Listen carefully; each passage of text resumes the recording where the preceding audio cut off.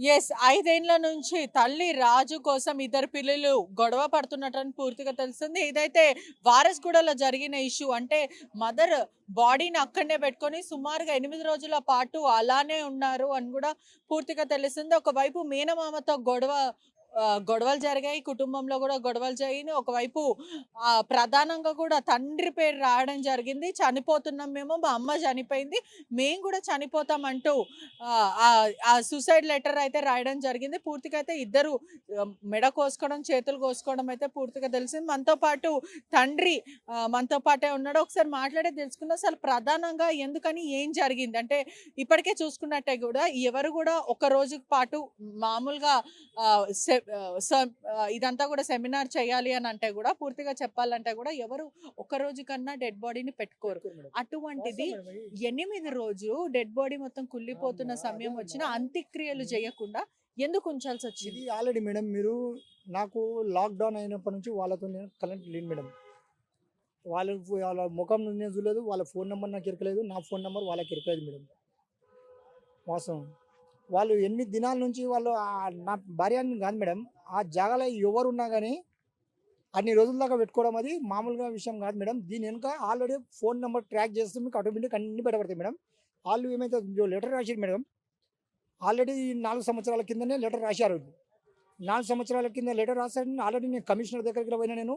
Commissioner 1 copy to Jubilee Hills, 1 copy to బంజారాలు, 1 copy to OUPS, 1 copy to B Ramesh, 1 copy to Prakash, 1 copy to personal copy నా దగ్గర already.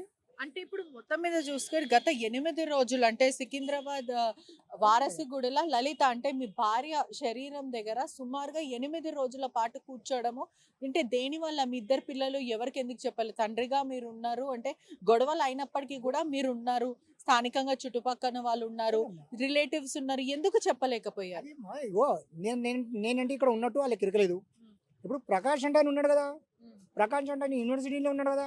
మరి మా అమ్మాయి ఇట్లా చేసుకుంది అన్నా అని ఒక మాట చెప్తే నాకు ఫోన్ చేసి ఆయన చెప్తున్నా కదా!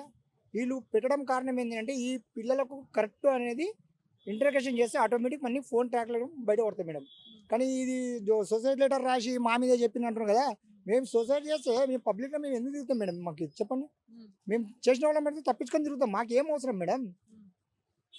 మేము నేను లాక్‌డౌన్ నుంచి అయితే ఇప్పటిదాకా నేను ముఖం చూడలేదమ్మా నేను. వాళ్ళ ముఖం చూడదలుచుకోలే. ఆమె చనిపోయిందని చెప్పి కూడా నేను పొద్దుగాల నాకు ఎరకలేదు. 5 పేర్లు రాసారు. సుశీల, ప్రియాంక, వాళ్ళు ఎవరో ప్రసాద్, రమేష్, రాజు. మీ లేదమ్మా. పేరు. ఇగో అమ్మా రమేష్ అంటేనేమో పిల్లనిచ్చిన ఆయన బొమ్మరిది.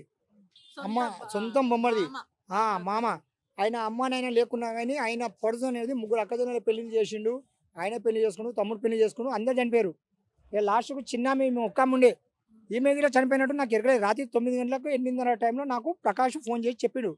పలానా పోలీస్ స్టేషన్ నుంచి ఫోన్ వచ్చింది. సార్ చెప్పిండు నీకు ఇట్లా సంగతి ఇట్లా అని చెప్పాను. అన్నా నేను వాళ్ళని చూడదలుచుకోలేదు. నా మనసులోకించి ఎప్పుడో వాళ్ళు చనిపోయారని చెప్పి నేను వాళ్ళకి చచ్చిపోయినా, నేను వాళ్ళు నాకు చచ్చిపోయారు. నాకేదున్నా నమ్మని నాకు పోలీస్ డిపార్ట్మెంట్ నాకు జీహెచ్ఎంసీ వాళ్ళే నాకు ఎవ్వరు లేరు. ఉన్న ప్రజలే నాకు ఆల్రెడీ నా ఫ్రెండ్స్ ఆల్రెడీ అంటే రిలేషన్. ఇప్పుడు ఒక వాస్తవానికి ఒక విషయం అడుగుతాను. మీకు గొడవలయినాయి అని అంటున్నారు. ఎందుకు ప్రధానంగా మీకు మీ భార్య లలితకి గొడవలయ్యి, పగవాడికి గూడా ఇటువంటి చావు రావద్దంటారు? ఎందుకంటే పూర్తిగా చెప్పాలి అనంటే చనిపోయిన వ్యక్తి ఎవరైతే ఉన్నారో అతను శత్రువైనా సరే చనిపోయినప్పుడు చివరి చూపు చూసుకోవాలి అని అంటారు. మీ సొంత భార్య, మీరు కలిసి ఉన్నారు. ఇద్దరు పెద్ద పిల్లలు 25 సంవత్సరాలు, 23 సంవత్సరాలు, ఇద్దరు ఆడబిడ్డలున్నారు మీకు. అట్‌లీస్ట్ కొన చూపు గూడా ఎందుకు మీరు చూసుకోలేకపోయారు? వాళ్ళని చూస్తే నాకు కొన చూపు ఆమె కాదు మేడం. ఆమె జాగాలో ఎవరున్నా కానీ నాకు చూడబుద్ధి అవుతుంది. నా అంత పాపాత్కుని కాదు నేను. వాళ్ళ ముఖం చూస్తే అనేది నేను సొసైడ్ చేసుకోవాలని ముఖం అని నాకు సిగ్గు అనిపిస్తుంది మేడం. వాళ్ళంత షేమ్ ఆళ్ళు. వాళ్ళ గురించి నేను అనుకోవాలని కాదు మేడం. వాళ్ళు బోడబండాల నుంచి, శ్రీరామ్ నగర్‌లో నుంచి ఉన్నప్పటి నుంచి ఏ ఇంటికాడ గాని ఒక్క వ్యక్తి ఈ పిల్లాడు మంచోడు కాదని చెప్పి ఒక్క వ్యక్తి చెప్పమని మేడం ఇల్లు గలలోలకు నేను దానికి ఒప్పుకుంటా మేడం. ఏ సంవత్సరంలో 5 సంవత్సరాలు ఒక్క సంవత్సరంలో 5 ఇల్లులు చేంజ్ చేసి ఏ ఇంట్లో ఏ పిల్లలు ఏ పెట్టుకొని ఏ గల్లీలో ఉంటామమ్మా అంటే ఆడపిల్లని. తరచూ ఎందుకు ఇల్లులు చేంజ్ చేస్తున్న పరిస్థితి ఇల్లు వచ్చింది? అంటే అంటే అంటే అక్రమ సంబంధం అంటే మా సొంతం అంటే మా మీకు అక్రమ సంబంధమా? మీ భార్యకు అక్రమ ఇప్పుడు సంబంధమా? ఇల్లుగల్లామె ఉన్నదమ్మా. ఇల్లుగల్లామె కిరాయి అడుగుతది. కిరాయి అడిగినప్పుడు నేను బయట పనికి పోతా. పనికి పోయినప్పుడు నేను కిరాయి ఇయ్యాలి. ఇయ్యనమ్మా నేను రేపు ఇస్తాను అని చెప్పి నేను సంజాయించి నేను చెప్పడం నా బాధ్యత కదా! అయితే ఆమె ఏమంటది నేను బట్టలు ఉతుక్కున్నప్పుడు నాకు బెదిరించింది. నువ్వు ఇప్పుడు వారం రోజులు ఆగమంటే ఆగింది. నీకు ఆమెకి ఏం సంబంధం అంటే ఇల్లుగలతోని అట్లనే నేనమ్మా మాట్లాడేది పద్ధతి. ఇప్పుడు నలుగురు రోడ్డు మీద పోతోళ్ళు అటువంటిది మనకు పని పడతదమ్మా.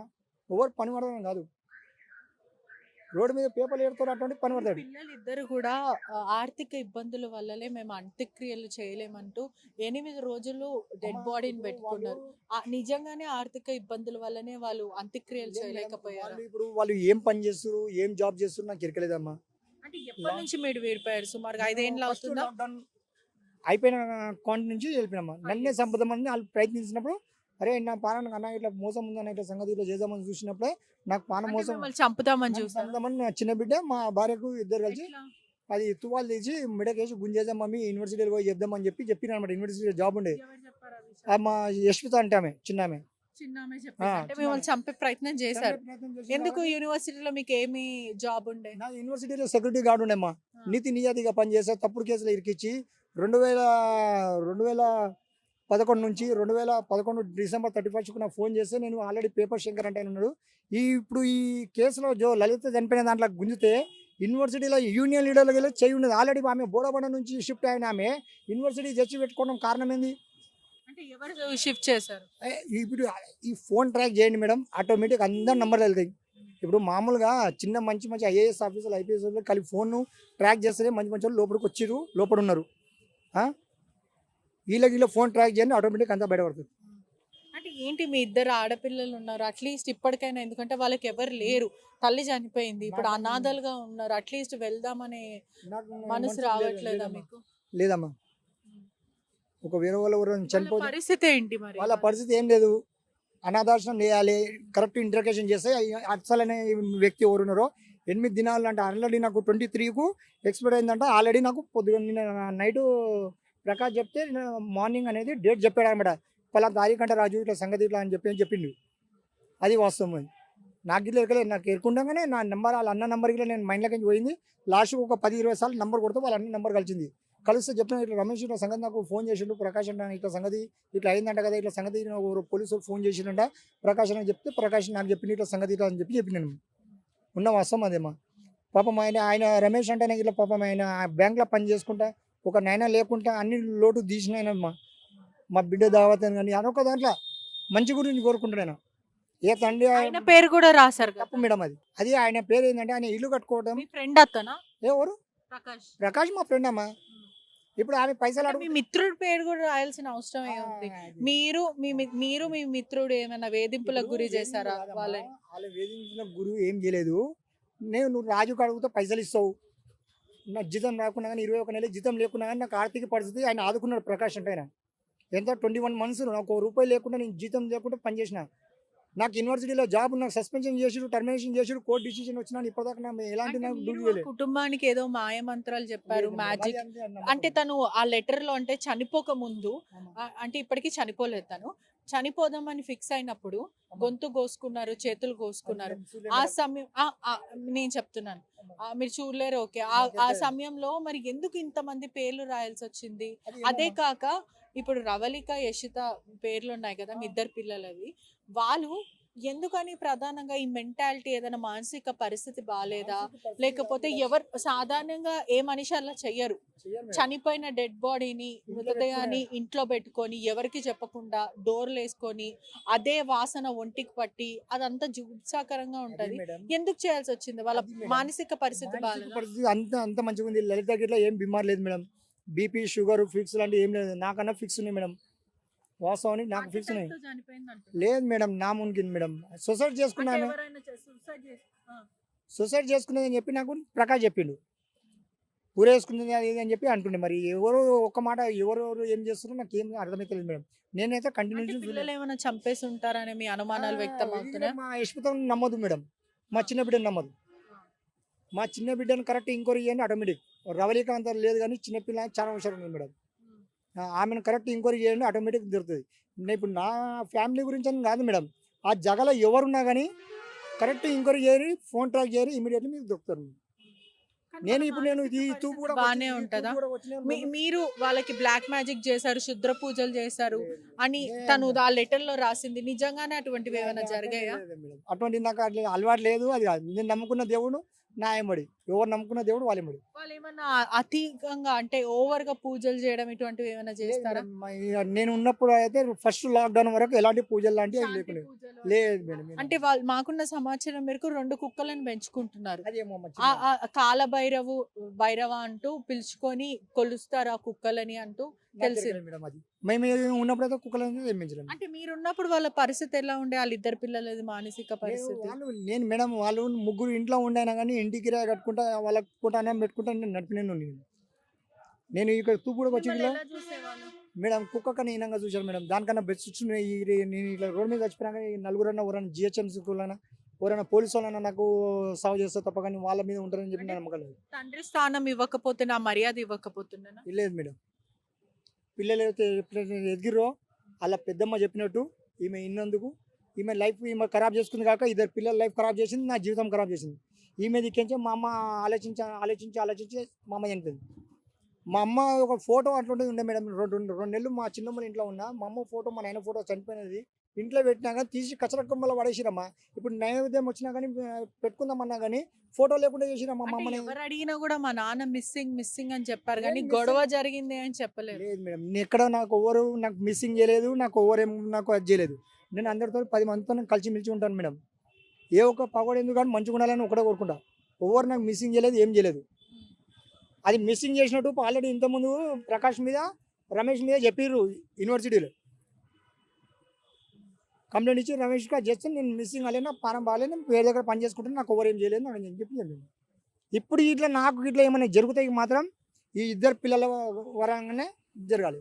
ఫోన్ ట్రాక్ చేయండి, మీకు ఆటోమేటిక్ అన్ని నిజాలన్నీ బయటపడతాయి. అంటే ఇప్పుడు వాళ్ళిద్దరికి కూడా మీకు ఎటువంటి సంబంధం లేదు వాళ్ళిద్దరు పిల్లలని అంటే. వాళ్ళు ముంగడ కనిపిస్తే ఈయన నేను సొసైడ్ చేసుకుంటా కానీ ఆల్రెడీ నాకు ఓయూపీఎస్ వాళ్ళు ఇలా పిలిచారు. నాకు పిలిచినప్పుడు చెప్పిన నేను వాళ్ళతో ఉండను సార్.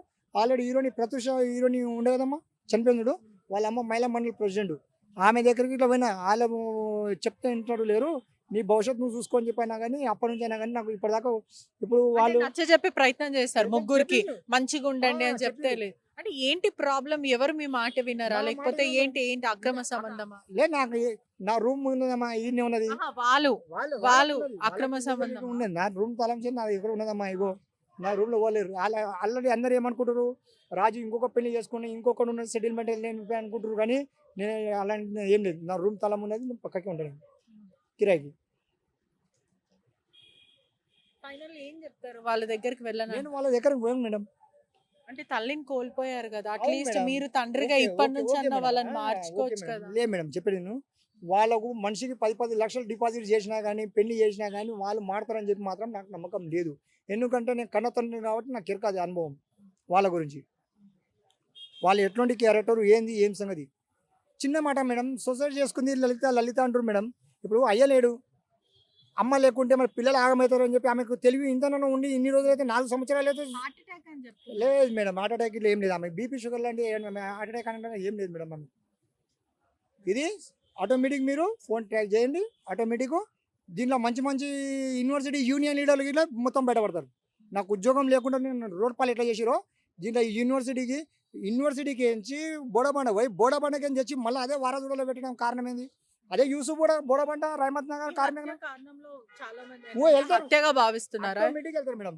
ఇది మా ఫ్యామిలీ విషయం అని కాదు. ఇది న్యాచురల్ డెత్ కాదు, హత్యగా మీరు Natural. భావిస్తున్నారా? దీని వెనకాల కారణం అంటే? నార్మల్ డెడ్ అయితే నీకు తెల్లారి అప్పటికప్పుడు మీకు ఫోన్ చేసి చెప్తారు, ఎవరికైనా ఇన్ఫార్మ్ చేస్తారు ఇంటి పక్కలకు. ఎవరికైనా ఇన్ఫార్మ్ చేస్తారు. 8 రోజులు పెట్టుకోవడం కారణం అనుకుంటున్నారా? ఇది ఖచ్చితంగా ఇద్దరు పిల్లల్ని అలాగలాగా వీడి చేసి ఇంటర్గేషన్ చేయండి, ఆటోమేటిక్ అంతా కూలం బయటపడుతుంది. ఇది మేడం నేను కావాల్సింది. నేను నా భార్య చనిపోయిందని కాదు, ఆమె ముఖం మీద నేను దురదలుచుకోలే. అంటే నా మనసు ఎంత గుండపరిచిందో మీరు అర్థం చేసుకోరు మేడం.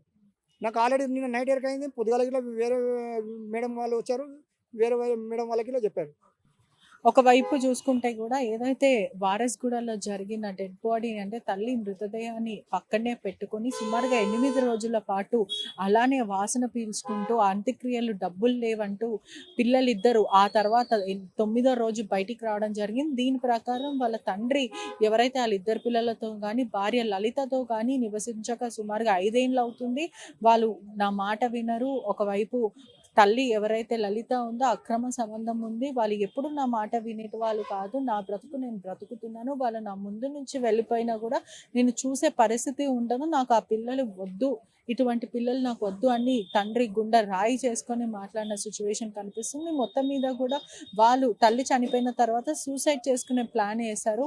లెటర్లో పలువురు పేర్లు అయితే పేర్కొన్నారు. రమేష్, ప్రకాష్, రాజు అంటూ ప్రియాంక, సుశీల, ఈ 5 పేర్లు, ఓనర్ల పేర్లు, స్నేహితుల పేర్లు, వీళ్ళందరి పేర్లు కూడా రాసుకొని ఎవరి పేర్లు కూడా కావాలనే రాశారంటూ ఈ కుటుంబ సభ్యులు కానీ లేదంటే ఫ్రెండ్స్ వీళ్ళందరూ చెప్తున్నారు. మొత్తం మీద కూడా లలిత చనిపోవడానికి కారణం వేరేది ఉంటుంది, ఏదో ప్రీ ప్లాన్గా ఏదో చేసి ఉంటారు, ఇది న్యాచురల్ డెత్ కాదు, దీని వెనకాల పెద్ద కుట్రకోణం ఉంది అంటూ తండ్రి రాజు చెప్పడం అయితే జరుగుతుంది. ప్రపంచంలో ఏ మూల ఏ క్షణం ఏం జరుగుతుందో వేగంగా తెలుసుకోవడానికి తొలి వెలుగు వాట్సాప్ ఛానల్ని ఫాలో చేయండి.